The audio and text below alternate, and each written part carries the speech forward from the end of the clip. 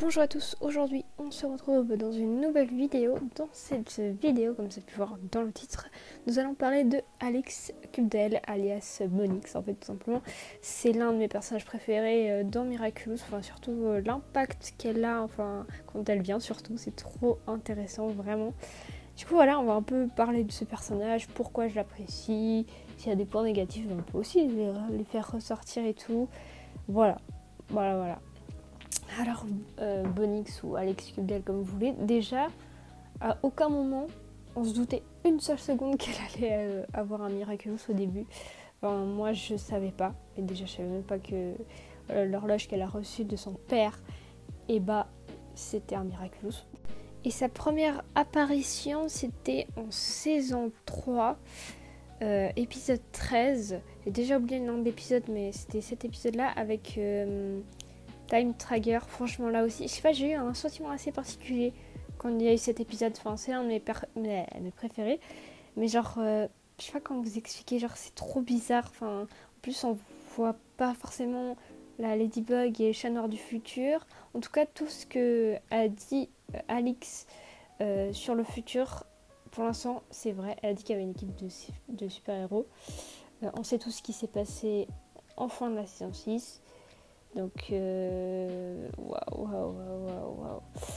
Enfin bref, pour l'instant, là, tout s'est réalisé. Mais voilà, je vais commencer à dire pourquoi j'aime ce personnage. Déjà, le fait qu'elle puisse voyager dans le temps. Ça, c'est déjà un super pouvoir, mais incroyable. Enfin, vous vous rendez pas compte de la faculté du truc. C'est-à-dire que son pouvoir, s'il est dans les mauvaises mains, enfin, comme on l'a pu voir avec le papillon, genre, il fait n'importe quoi. Et là... Je pense que Marinette, elle a bien choisi sa porteuse, vraiment. Très très bien choisi sa porteuse. Et elle a l'air de bien gérer le fait de voyager à travers le temps et tout. En plus, elle envoie des photos à son père qui est dans un musée et tout. Il y a aussi eu de la traumatisation de son frère qui s'est transformé en pharaon, là, je sais plus trop.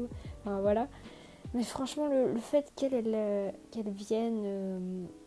Enfin, c'est un peu particulier parce qu'on a vu, nous on voit Alix, la première fois qu'on a vu Alix elle était petite et puis là on l'a vue en grande, genre c'est trop bizarre, enfin elles étaient côte à côte, enfin déjà là c'est notre cerveau est what, genre qu'est-ce qui se passe en fait, comment c'est possible, ça je trouve que c'est fou, vraiment c'est incroyable, vraiment, enfin ça veut dire qu'elle connaît déjà tout. Enfin, je sais pas si elle s'est déjà aventurée dans le futur, mais dans l'un des épisodes justement où son frère s'est fait acclimatiser pour la deuxième fois, et elle a dû aller dans le futur pour voir quel temps il faisait dans le futur.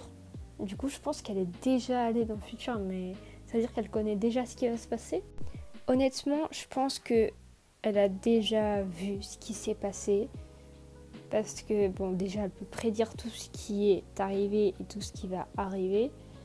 Il y a aussi un épisode très perturbant où Bonix était là. C'était quand il y avait le papillon, je me souviens. Genre, on a croisé Chat Noir et Ladybug du futur qui ont croisé eux du présent. Et puis après, on les a revus. Ça, c'est des trucs comme ça, je vous jure, j'adore ça. Franchement, en fait, moi, tout ce qui est à travers le temps et tout ça, ça vraiment, c'est quelque chose que j'adore. Plus j'adore l'histoire, plus son père travaille dans un musée. Voyez-vous, il y a trop de liens comme ça et tout. Enfin, c'est super méga intéressant ce personnage, et un peu complexe aussi. Ah, vraiment, parce que voilà, complexité x10. Hein. Déjà, sa transformation aussi en Chrono Girl, ça voulait dire beaucoup de choses. En fait, déjà là, ça voulait dire beaucoup. Donc, voilà. Ce personnage est incroyable. Franchement, j'ai une admiration pour Alix. Franchement, je trouve qu'elle est un peu trop sous-estimée aussi. C'est vrai que comme on la voit pas beaucoup, et elle est un peu mise à part en fait. Elle était là dans les premiers épisodes, elle a aidé Marinette et tout ça. Mais c'est vrai que le fait qu'elle revienne en Bonix, genre ça la rend un peu plus... Enfin, on la voit plus que les autres et ça c'est bien. Mais vraiment, j'aime beaucoup cette complexité de ce personnage. Je suis sûre qu'elle connaît un tas de choses. Enfin, la Alix du futur, bien évidemment, elle connaît des choses, mais waouh, qu'on sait pas ce qui se passe et tout. Mais waouh. Très complexe, trop complexe ce cas-là. C'est vrai que, en fait, ce truc, c'est que ce cas est tellement compliqué et j'aime tellement le personnage, enfin, le fait qu'elle puisse voyager dans le temps, genre elle a plusieurs dimensions et tout, enfin, c'est dur. Ça a l'air d'être dur un peu, genre faut trouver sa direction.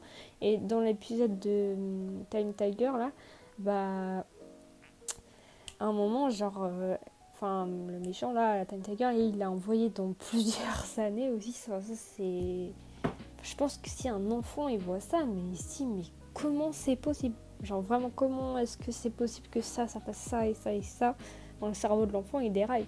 Puis comme j'ai dit dans ma vidéo, je pense que j'avais dit sur la vidéo du papillon, donc Gabriel Agresse, ou sur la première vidéo, enfin de mon retour, c'est pas que pour les enfants, enfin c'est-à-dire que c'est beaucoup plus complexe que ça en a l'air. Enfin, je comprends pourquoi il y a un aussi engouement autour de la série. Il y a trop de sujets complexes qui sont exploités dedans. Mais comme c'est un dessin animé pour enfants, enfin, ce que les gens disent, moi je crois pas du tout clairement.